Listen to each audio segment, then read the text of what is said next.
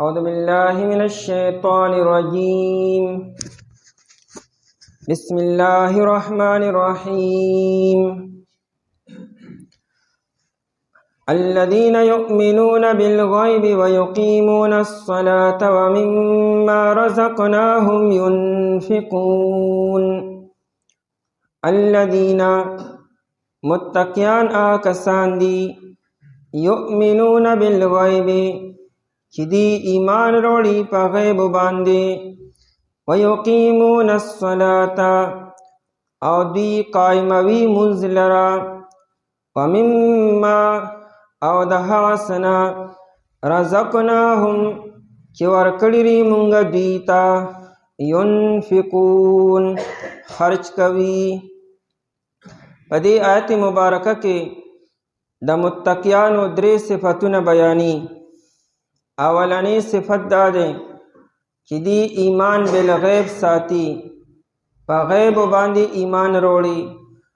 دویم دا چې مونځ قائموي، او دریم چې مونږ دی له څه ورکړي دي د هغې څه حصه د الله په لاره کې خرچ کوي.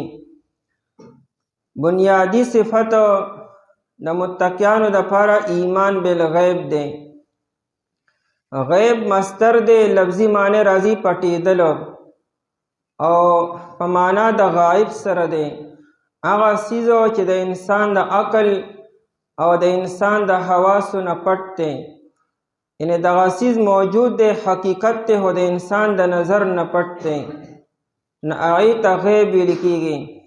او دلته کې ترنه مراد هغه بنیادی خبرې دي چې په هغې باندې ایمان ساتل ضروري دي، او د هغې نه بغیر انسان مؤمن نشي کېدی.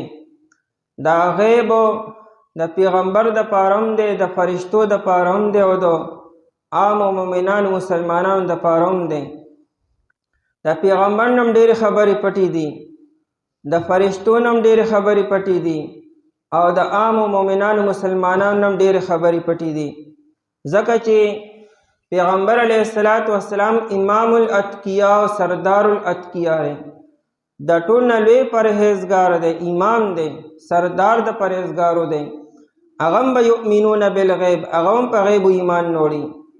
نو که پیغمبر علیه السلام ته هر څه مخامخ شي او هر څه مشاهده کې شي، نو هغه بیا یؤمنون بالغیب څنګه به په غیبو به څنګه ایمان نوړي؟ نو نبی علیه السلام نه هم ډېرې خبرې پټې دي. که څوک دا دعوه کړي چې نبی علیه السلام ته هم د غیبو علم دی، نو د غیبو د علم مطلب خدا چې هر څه ورته معلوم دي او مخامخ دي، یعنې هر څه په سترګو باندې ویني. نو مطلب دا چې هغه دپاره هر څه مشاهده کې دي او څه خبرې د هغه نه پټې نشته. دا صفت صرف او صرف د الله تعالی دپاره دی. الله تعالی ته هر څه مخامخ دي، هر څه مشاهده کې دي، او د الله تعالی نه څه پټ نشته دی. او د الله جل شانهو نه علاوه که هغه ملایکو او فرشتي دي، او که هغه پیغمبران حضرات دي، او که هغه نور خلق دی، د ټولو دپاره داسې اشیا او داسې خبرې شته چې هغه د هغې نه پټې دي، او هغې په هغې باندې ایمان نوړي. د الله جل شانهو یو صفت دی عالم الغیب والشهاده. الله د پټو د ښکارو باندې پوهه دی. د الله جل شانهو دپاره غیب څه نشته. دا عالم الغیب چې مونږ وایو، د دې مطلب دا چې هغه خبرې چې د مخلوق نه پټې دي، نو هغه غیب د مخلوق نه دی، خو د الله دپاره غیب نه دی. الله دپاره مشاهده ده او مخامخ او حاضر دي. الله تعالی ته هر څه مخامخ دي. دا شپه او ورځو، دا ښکاره او پټو، دا پدما او دا ښکاره او دا تیزو، دا هر څه زموږ د مخلوق په اعتبار سره دي. الله تعالی دپاره د شپې او د ورځې تیاره او رڼا او واړه او لوی او په پټ اواز او په تیز اوازو، دا ټولې خبرې د الله تعالی دپاره یو برابر دي. او زمونږ ستاسو لپاره دا مسلې دي چې مونږ د شپې نشو لیدی او د ورځې مونږ لیدی شو. نو الله جل شانو عالم الغیب والشهاده دی. الله دپاره د پټو د ښکارو د هر څه علم دی. نو دا پټو ښکارو دا په نسبت زمونږ ستاسو د مخلوقاتو ته دی. کم خلق چې دا دعوه کوي چې نبی ته د غیب علم دی، نو که په دې معنا باندې وایي چې نبی سره د مخلوق نه علم سیوا وي، د امت نه علم نبی سره سیوا وي، لکه ډېرې خبرې به موږ ته پټې وي لیکن هغه خبرې پیغمبر ته ښکاره وي، نو په دې معنا خو صحیح ده. خو که یو انسان دا مطلب لري د غیبو چې څنګه هر څه الله جل شانهو ته مخامخ دي او معلوم دي او د الله تعالی نه څه پټ نشته دی او دغه شان صفت د نبی علیه الصلاۃ والسلام د پاره هم دی، نو دا بیا غټه غلطي ده.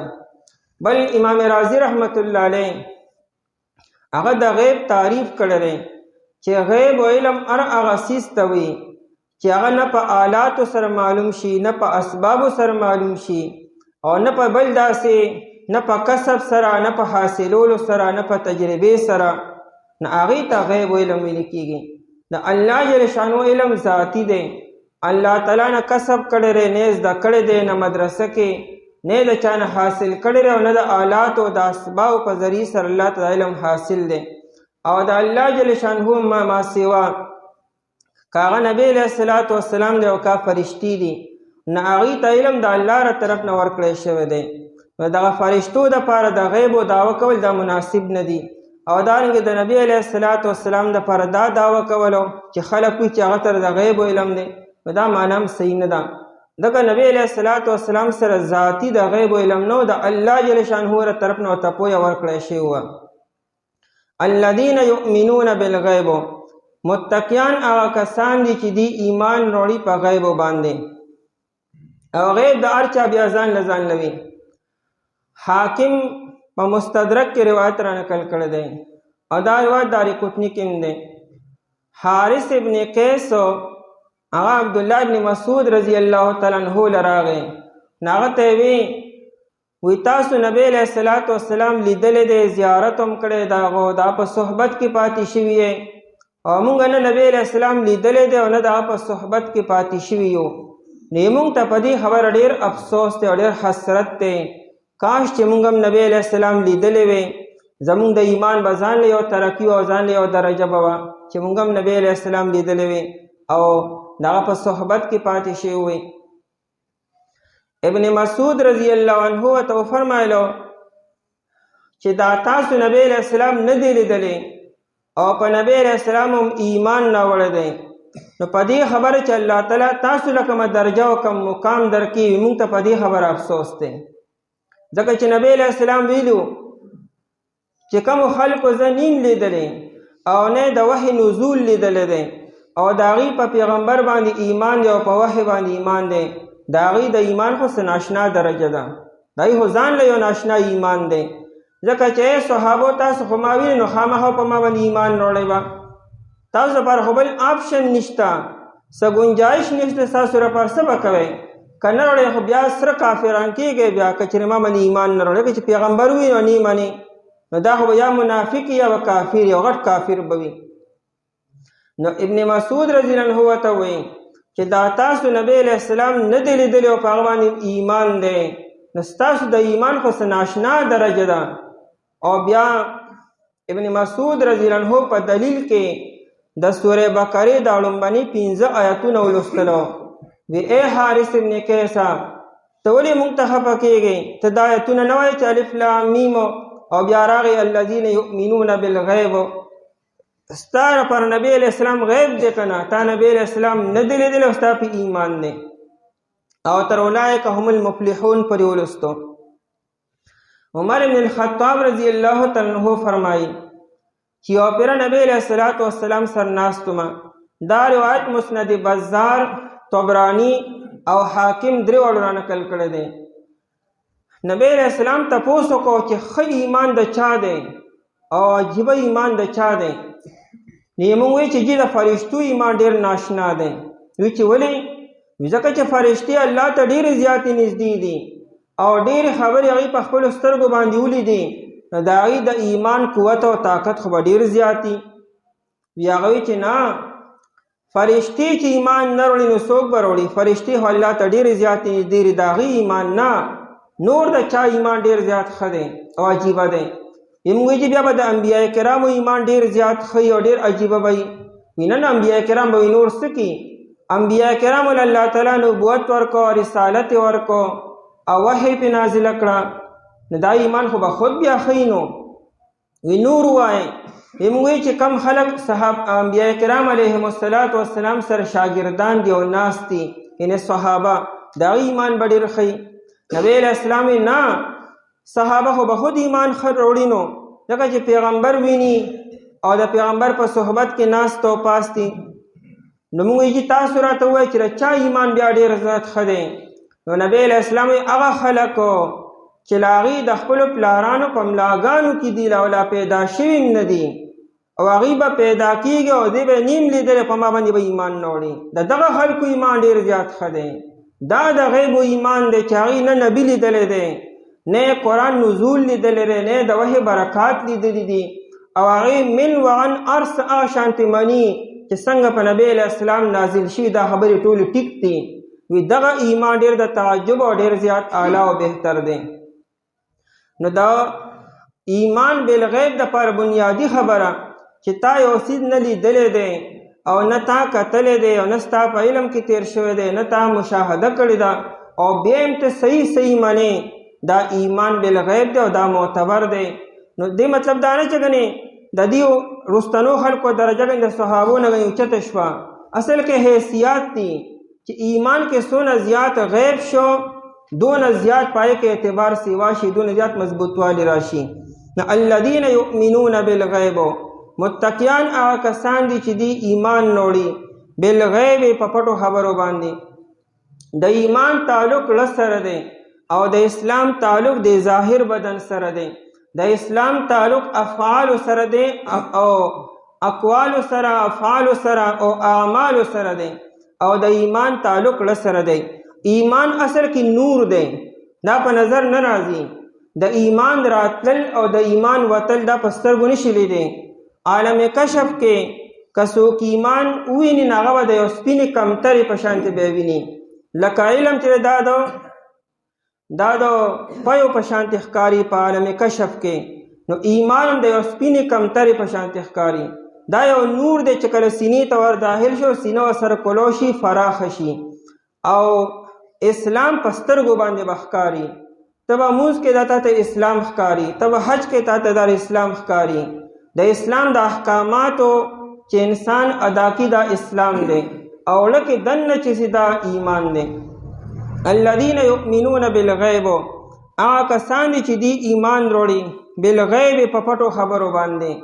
بالغیب چې کل ما غاب عنک چې کومې خبرې ستا نه پټې دي او ستا په نظر باندې نشته دی نه راځي هغه غیب دی ستا لپاره او په هغې باندې به هغه ایمان وروړي. او دویم صفت دا دی چې ویقیمون الصلاة او دی قائموي مونځ لره. صلات په عربی کې دعا ته وي. الصلاة هو الدعاء او مونځ هم ټول په ټوله دعا ده نو ځکه صلات معنی دعا. خو په شریعت کې صلاتو خاص ارکانو په یو خاص کیفیت سره ادا کول او په نیت د عبادت باندې دې ته مونځ ویل کېږي. ارکان مخصوصه په یو خاص کیفیت او هیئت سره ادا کولو او په نیت د عبادت باندې دې ته مونځ او دې ته صلات ویل کېږي. د مونځ چې دا کومه ډانچه ده د تکبیر تحریمه نه والې تر سلام اړولو پورې دا ارکانو هم په دې ترتیب سره ادا کول او نیت به ستا د عبادت دي نو دې ته به مونځ ویل کېږي. یقیمون وی یقیمون د اقام العود نه دی. دا لرګي چې نیغ ودرې نو دا عربي اقام العود وی لرګي نیغ کو نو دا به نیغ ودرې کوږ به نی که دې کوږ ودرې دا بیا اقام العود کې نه راځي. قرآن کریم یقیمون وی دا مونځ په شان چې څنګه لرګي نیغ ودرې لکه چې په سال باندې برابر کې چې دا دیوال بالکل نیغ دی که چېرې کوږوالی نو عمارت به خرابېږي به نو څنګه چې لرګي نیغې دکه شانتې به دا مونځ هم نیغې او دا تشبیه ده استعاره ده چې دا مونځ به داسې د دې ډانچه به داسې برابرې چې په هغې کې هېڅ قسمه کوږوالی رانشي. دا یې په ظاهري ارکانو کې مو په باطني ارکانو کې مو یعنی په خشوع په حضور کې څه معمولي کمی رانشي کوږوالی رانشي اعوجاج کجي په هغې کې رانشي ځکه یقیمون الصلاة وی. اقامت الصلاة لفظی معنی د مونځ ادرولو. علماء کرام معنی کی ای یدیمونا مداومت کی په مونځ باندې، همیشوالی کی په مونځ باندې. او جلالین والا معنی کی یاتون بها بحقوقها د مونځ چې څومره حقوق دي، حقوق دا دي چې اودس به کاملو کې، ظاهری صفائی او طهارت براولي، زیبم پاک او صفاوي، قبله ته مخ کې، او بیا د تکبیر تحریمه وایي تر سلام پورې هر یو رکن د هغې د آدابو مطابق ادا کولو. دې ته اقامت الصلاة ویل کېږي. بخاري شریف کې روایت دی، ابو هریره رضی الله عنه فرمایي مونږ ناستو جماعت کې، دې کې یو سړی راغی. هغه سړی راتلو سره مونځ وکړو او دا مونځ یې زر زر وکړو، او چې سلام یې واړو د نبی علیه الصلاة والسلام مجلس کې حاضر شو، فسلم او په نبی علیه السلام یې سلام وکړو. نبی علیہ السلام ته فرمایل وعلیک السلام ارجع فصلی فإنک لم تصلی. وعلیکم السلام خو واپس لړ شه مونځ بیا وکړه، څه مونځ هغه نه دی کړی. هغه لړو بیا یې اکه شانتې مونځ وکړو زر زرو، او بیا راغی او سلام یې وکړو. نبی علیہ السلام ته په دویم ځل ووایي چې وعلیک السلام ارجع فصلی فإنک لم تصلی، ورشه بیا مونځ وکړه، دا مونځ تا نه دی کړی. هغه په دویم ځل باندې هغه طریقې کار سره مونځ وکړو چې په دریم ځل راغی بیا یې سلام وکړو. نبی علیه السلام ته بیا ووایي نه کېناسته، وایي فاعلمني جي ما ته مونځ وښیه، ما له خو دقه مونځ راځي چې کوم مې وکړو، بل مونځ خو ما له نه راځي. نو نبی علیه الصلاة والسلام هغه ته ووایي اذا قمت الى الصلاة چې کله ستا د مونځ اراده چې مونځ کومه، فاسبغ الوضوء نو ګورې اودس به کامل کړې. نبی علیہ السلام اسبغ الوضوء، اسباغ اکمال توی مکمل کولو تا چې نیمګړی اودس نی.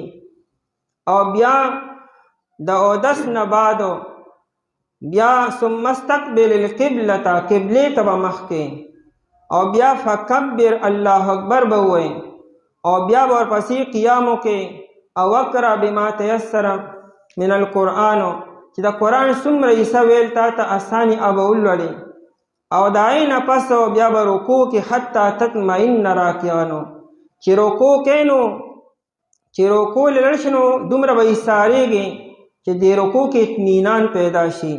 او اطمینان دا دی چې هر اندام خپل خپل ځای ته لړ شي، پای کې کلارې راشي. دا نه چې لاس لا پنډوله نه دي رسېدلی ته بیا پاسې نو کلارې پکې رانغی. او چې کله ته د رکوع نه پاسې نو بیا حتی تعتدل قائما، د رکوع نه چې سر نیغ کې او قومه کې نو دومره به ایسارېږي چې نیغ شي بالکل، حتی تعتدل چې په ستا په بدن کې اعتدال برابري پیدا شي. او د هغې نه پس ثم اسجد یا سجده وکړه حتی تطمئن ساجدا چې ستا په سجده کې م اطمینان ناشي، چې په ځمکه باندې سکون راغی، سر دې ولګو، اندامونه په کلاره شو. نو نبی علیہ الصلوۃ والسلام د یو یو رکن دا شان وضاحت وکړو چې په هر ځای کې اعتدال راشي نو دا مونځ کامل دی.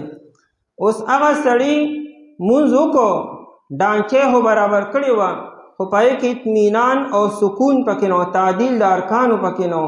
د تعدیل د ارکانو نو، برابري نو، نبی علیہ السلام دا مونځ تا نه دی کړی.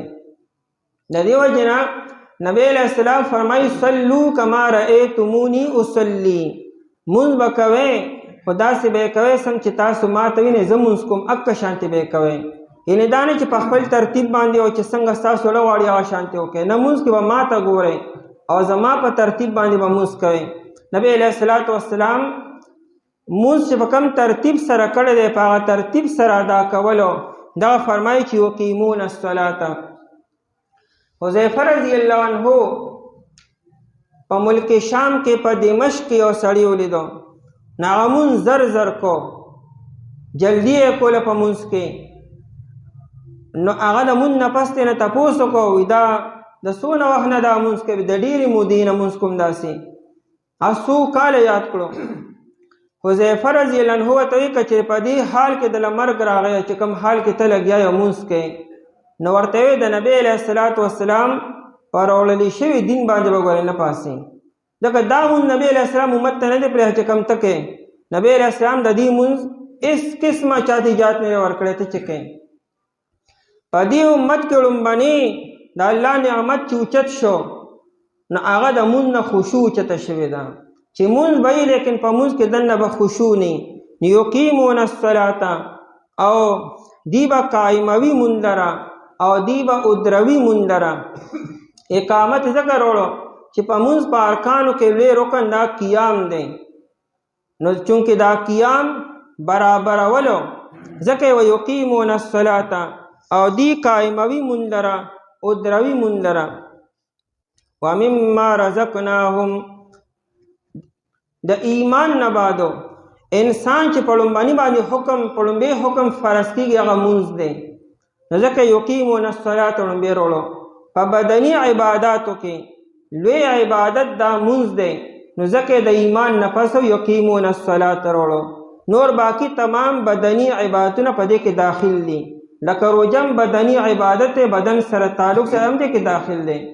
دې ده کې قرآن کریم ټول ایمانیات نه ذکر کی د ایمانیات نه بعد یو لوی عبادت بدني هغه مونځ ذکر کو ورپسې ټول داخل شو پکې.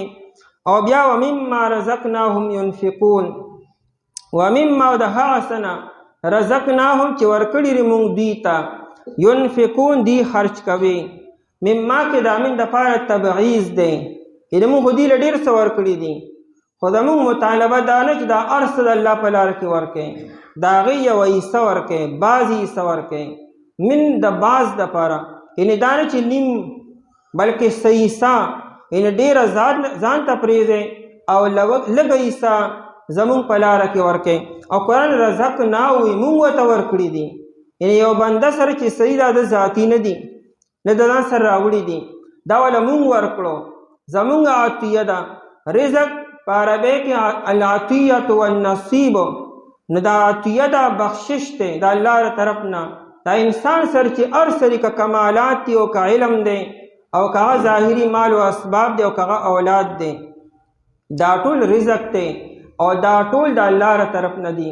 رزق په عربۍ کې ما ینتفع به الحیوان ته وي زنده سر ساه اخیستونکي چې په کوم څیز سره فایده حاصلي نو دغه څیز رزق دی. که هغه د انسان د خوراک او د څښاک اشیا دي که د اغوستلو اشیا دي که هغه لباس دی او که هغه نور فواید دی منافع دی چې انسان حاصلي دا ټول رزق دی او دا ټول الله جل شانه انسان ته ورکړي دي. وی د هغې نه صحیح حصه دی خرچ کوي. رزقناهم اعطیناهم چې ورکړي دي مونږ دوی ته ينفقون دی خرچ کوي. نو منې راوړو یعنې بعضې حصه د الله جل شانه له طرف نه چې انسان ته کوم رزق ورکړی شوی دی نو په هغې کې سر فهرست زکات دی او زکات دپاره هم نصاب مقرر دی په هر چا باندې نه دی. او زکات هم د رزق بعضې حصه ده لکه سونه او چاندي او نغدې پیسې په هغې کې 40 روپۍ ده نو 40 د 40 بعدې حصه شوه او بیا په کال کې یو پیره شوه. که د ځمکې نه پیداوار دی نو 10 او 20 حصه د دام د رزق بعضې حصه شوه.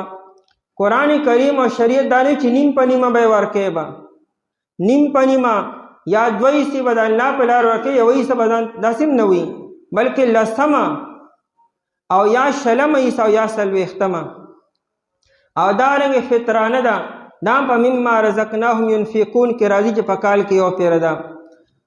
نو مما رزقناهم د بعضې د هغې نه چې مونږ ورکړي دي دې ته په دې مطلب دا نه چې ټول نشي ورکولی. اهل کمال او اهل توکل ای که ټول مال د الله په لار کې ورکړي نو قبول دی خو دا د هر چا لپاره نه دی. د تبوک موقع وه او عمر رضی الله عنه فرمایي ابو داود شریف کې روایت دی چې په دغه موقع ما سره مال ډېر زیات و او زما حالت بهتر و د ابوبکر صدیق رضی الله عنه نه.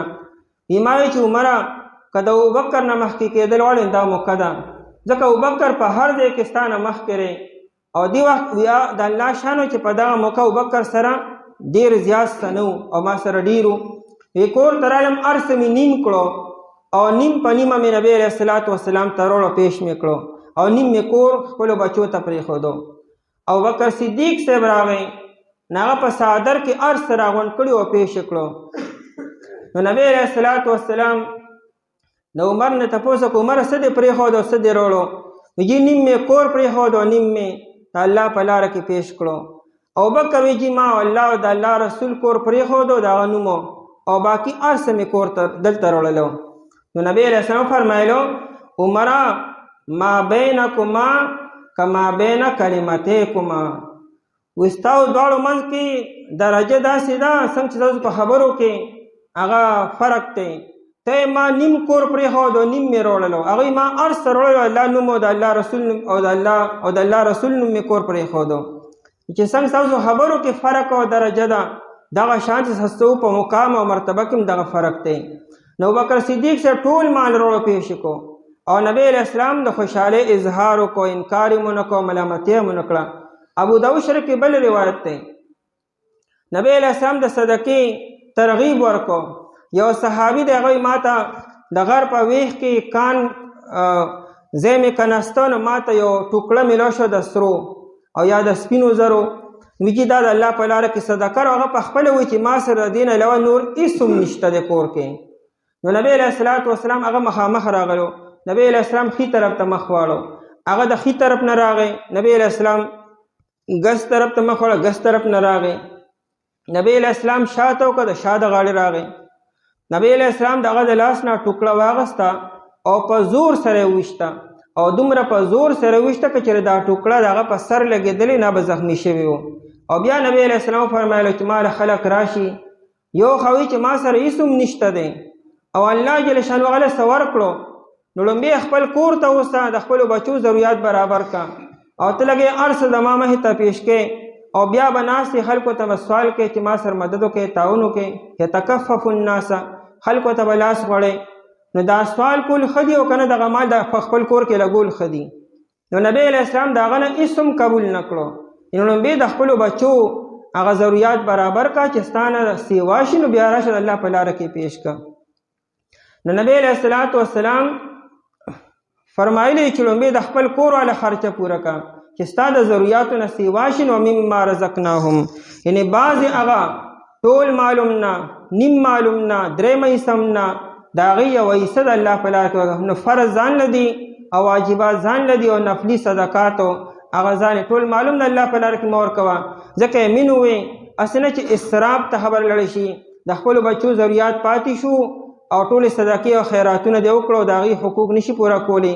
نو داسې به هم نه کوې. ومما رزقناهم ينفقون، مونږ چې دې له څه ورکړي دي د هغې یوه حصه دې د الله په لاره کې خرچ کوي. نو دا صرف مال نه دی، علم هم دی، صلاحیتونه هم دی، استعداد هم دی، هنر هم دی. دا ټول د الله په لاره کې ولګوه. خلکو ته هنر وښیه، خلکو ته تعلیم ورکه، خلکو ته نیغه لاره وښیه. دا ټول په دې کې داخل دي. متقیان هغه کسان دي چې دی ایمان وړي په غیبو باندې او دی ودروي مونږ لره او د هر څه نه چې ورکړي مونږ دې ته خرچ کوي.